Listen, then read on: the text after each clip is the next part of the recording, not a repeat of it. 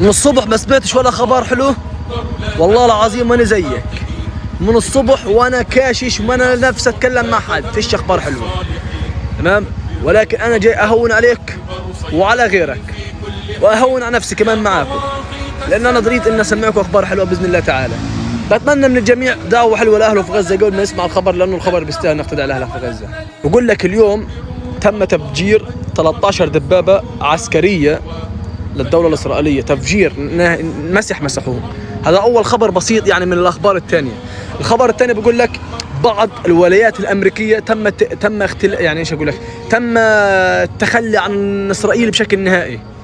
من هذه الولايات الامريكيه اللي هي ولايه نيويورك، طلع المتحدث بولايه نيويورك تم بشكل عام انه انا متخلى عن اسرائيل بشكل عام بسبب الخسائر الفاضحه، خسائر خياليه. يوميا بيخسر الصهيوني، الجيش الصهيوني بيخسر يوميا 250 مليون يورو، 250 مليون يورو يوميا بيخسر.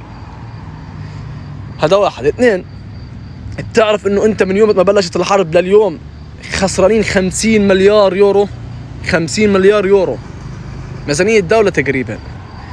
ثلاثة، بإذن الله تعالى يا اخوان، اقسم بالله العظيم صح انه احنا في غزة بنسمع انه تم قصف وتم قتله وتم هيك تفجير وتدمير، ولكن والله العظيم في اشياء ما بتتصور وفي اشياء ما حد بيعلم فيها، لانه مقاومتنا مش قادرة تصور كل شيء. والله العظيم بصير فيهم مجازر، والله العظيم مجازر كبرى، والله العظيم عندهم خسائر لا تعد ولا تحصى.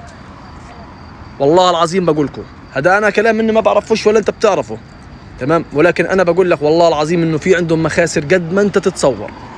واللي بخليك تاكد للاشي هذا انه هو بحط حرته في كل الاطفال، بحط حرته في كل غزه.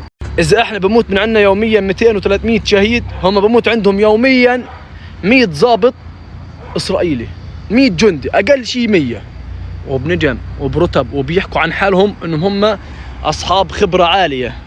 يوميا 100 ضابط شرطي، 100 جندي. ثانيا، اذا ما كانش الخسائر خلف هذول الناس في خطف باذن الله تعالى، هذول ادعوا لهم دعوه، ادعوا لهم انتوا اقفوا معهم بالدعاء، اقفوا معهم بالدعاء، لانهم والله محتاجينكم بالدعاء. كثروا من حسبي الله ونعم الوكيل، باذن الله تعالى انه النصر قريب باذن الله تعالى. انا حاب اهون عليكم، واي خبر بسمعه حلو هيك، لانه في هذه الاخبار ما بتنتشرش، يعني ما حدش بيعرف فيها غير ناس قليله يعني. فحبيت ابشركم بالخير، اصبروا وان شاء الله ربنا يهونها علينا وعليكم يا رب. وتحياتي لابناء شعب العزيز والابطال مقاومتنا العزيزه، الله يحماها يا رب ويسدد رميهم يا رب، وتكون ايام هيك هم بفوتوا في ايام صعبه، ولكن يا رب تهونها عليهم ويحسوها ايام نصر وايام سهله باذن الله تعالى على مقاومتنا. تحياتي للشرفاء، دعوه حلوه لاهلك اللي في غزه ولمقاومين غزه، تحياتي للجميع.